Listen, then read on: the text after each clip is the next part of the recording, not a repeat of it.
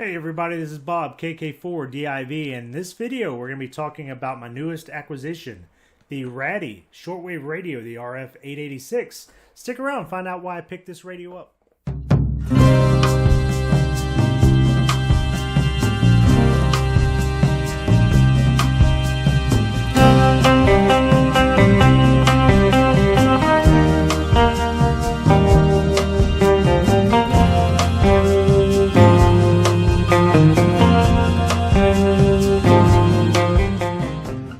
So I've been using this radio for a little over a week now, and I've already unboxed it, so no sense in putting it all back in the box and showing an unboxing.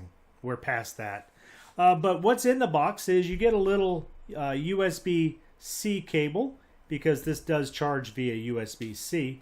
And as you see here, we're looking at about 3 feet of USB-C cable action there. I like something a little bit longer. 6 feet or so, you know, so I don't have to be so close to the wall outlet or anything, but, you know, 3 feet will do the trick as well. You also get a wire antenna. I'm not going to unwind this. It's about, I think it's about 5 or 6 feet, you know, on the wire there, and you get this little loop-de-loop here at one end. Not sure what the story is, why it's designed like that, but it is. So yeah, little loop-de-loop antenna. You do get a little instruction manual here. This is the fold-out kind. I wish it was a book, but you know, it just tells you the basics on how to run the radio. It's an instruction manual. What do you need to know? And this is the radio itself. This is the Raddy RF886. Nice little radio. It's lightweight. It's a little bit bigger than I thought it was going to be. I thought it was going to be maybe an inch or two shorter.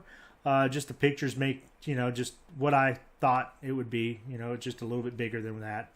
But it is very lightweight, so no problems carrying it around, sticking it in your day pack or backpack or camping gear, whatever. But let's talk a little bit about the specs of this radio here. Flip back to the main camera there. So we've got FM broadcast band at 64 to 108 megahertz. So 64 megahertz, that's a little bit below the US band here. So it'd be interesting to see if I could pick anything up below that. Normal, I think what US goes down to like 88 megahertz or something like that. Maybe a little bit below 87. So 64, that's pretty well below the US broadcast band on FM. VHF is 30 megahertz to 199.975 megahertz. The AM broadcast band is 520 megahertz to 1710. I'm sorry, 520 kilohertz to 1710 kilohertz. Shortwave is 3.2 megahertz to 21.95 megahertz. And the weather band 162.4 to 162.55 megahertz. As I said, this is charged via USB-C. It does have a lithium-ion battery in the radio. It's 1200 milliamp hours on the battery at 3.7 volts, and the DC in on this is 5 volts at 1 amp. So let's talk a little bit about why I purchased this radio. You know, I like to do camping. You know, my wife and I like to go camping quite often. And when I'm out camping, I do like to bring along my ham radio gear, and sometimes I'll use that gear to listen to shortwave broadcasts. I don't really get to listen to shortwave broadcasts here at home a lot. I try, but there's just a lot of noise in the neighborhood. Everything generates so much noise nowadays, from your wall warts to... We've got kitchen lights in there under the counter that use a AC to DC converter. I think they're 12 volt bulbs underneath the counters. And when we turn those on, it just bzzz constantly, and it just kills the bands in here. And you know, everything generates noise nowadays. So when we're out camping, I do like to listen to the shortwave broadcasts. A lot of times I'll use it with my FT1 DR, little Yaesu HT. But sometimes I find myself without that radio because the battery on it kind of sucks. You only get 6 hours of battery life out of that radio. So I've here recently haven't been bringing that radio camping with us as often. What I have been bringing is my Anytone D878 UV2 Plus. It has an awesome battery, lasts 24 hours or so. Don't have to charge it as often, but you lose the shortwave capabilities or the wideband coverage that you get with the Yaesu radio. Sure, I could listen to the shortwave broadcasts on the FT817 on my Icom IC705, but a lot of times that's over there. I have that set up with my ham radio gear. I want something that I can have at the chair with me by the campfire, and enter in the Raddy RF886. So this radio has been out a little while now. I'm sure there's been other reviews on it, but I've been keeping my eye on it for a while, and I finally bit, I bit the bullet, I guess, as the saying goes. I picked it up. It's only $25 on the Radioddity website, so I figured I couldn't lose. I mean, it was a great price. So this isn't really a review. I just wanted to kind of cover the radio, kind of a little show and tell you why I got it. So yeah, camping.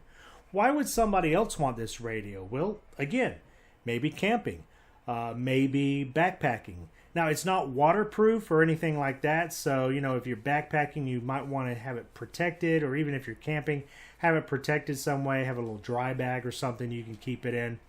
But it does have a lot of capabilities. It's got a flashlight. It's got a flashlight here on the top. Now, it's not a real bright flashlight. I don't know if I can turn it on here. There we go. Can you see it up on the wall? Here, let's transition over to the other. There you go. Can you see it up on the wall there? Yeah, so, I mean, it's not a bright flashlight, but in a pinch, in an emergency, it has a flashlight. Now, usually if I'm camping, I'm going to have my headlamp on, or, another LED type flashlight on my persons, but, in a pinch, you got that. What else do I like about this radio? USB-C charging. I don't have to worry about batteries. Now, it would be nice if it had a AA battery option, I guess. So if I didn't have a way to charge this, I could use AA batteries. But most of the time anymore, I have a way of charging something like this. I've got my little Bioenno battery box that I have where I could plug this in and charge this up. It charges pretty quick in just a few hours, so it doesn't take long to charge. And it's got a pretty good battery life as well. I've listened to it all evening and into the next day before I had to charge it. So it does have a pretty good battery life on it. The other thing I like about this, and another reason why, when you're camping or backpacking or anything like that, you might want a radio like this, is it does have the weather bands. So you can catch up on any kind of emergency weather that might be coming up on you or anything like that. And it does have a weather alert function. So if I hit the time and then press this button right here, the alert starts flashing there, and that tells me that it's in alert mode. So if there's any kind of weather alert that comes across, this thing is going to alert you. And let me tell you something. When it alerts you, it will get your attention. We recently had the Hurricane Helene come into the Big Bend area over there, and it looked like we might be getting some bad weather. So I said, well, let's turn on the weather alert here. And about 2 in the morning, this thing starts going off because we have a tornado warning issued for the area. And I'll tell you, this thing will wake you up from a deep sleep. This thing would wake the dead, I think.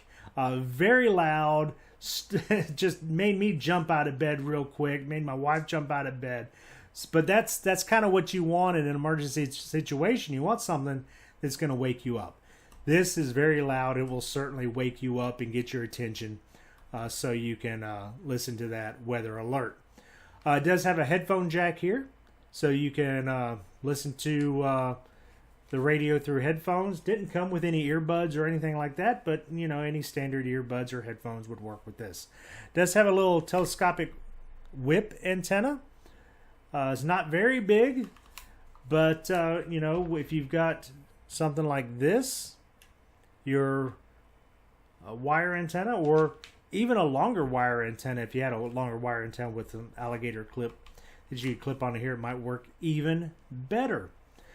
But yeah, this is a cool little radio with the AM, FM, weather band, shortwave, and VHF. Sorry, I lost my train of thought there for a second. On VHF, this thing operates in FM, but it defaults to narrowband FM. So you're going to want to read the instructions and change it to wideband FM. And it has a 25 megahertz step. So our local repeater is 145.210. So this jumps from 145.2 to 145.225. You can't tune directly into 110. But if you open up that band from the narrow band to the wide band, and there's different widths that you can set it to. Let's get back in here to look. So you can set it to narrow FM, which is 5 kilohertz, wideband FM 50 kilohertz, wideband FM 100 kilohertz, 150 and 200 kilohertz. So you can really widen that listening band up. And yeah, so when I widened it up to 200, I could set it to 145.2, and it would pick up the 145.210 repeater. It didn't sound great, but you could pick it up and you could listen to it. So you could also listen to your local repeaters on this. Alright, that's really all I got for this radio. I just want to show you this neat little Raddy radio. Maybe some of y'all haven't seen this before. The RF886. And you know, if you need something small, need something lightweight to go camping with you, go backpacking, have as an emergency shortwave radio, emergency weather radio, AM, FM radio. You know, for 25 bucks, you can't really go wrong with this radio. You certainly cannot. So, I'd like to thank everybody for watching this video today. If you like what you see, please give this video a thumbs up. Subscribe to the channel down below. There's going to be more videos coming your way very soon. Thank you so much, everybody, for watching. Thank you for your support, and we will catch you in a future video. This is Bob, KK4DIV. We'll say 73 from 73 Outdoors. Bye-bye.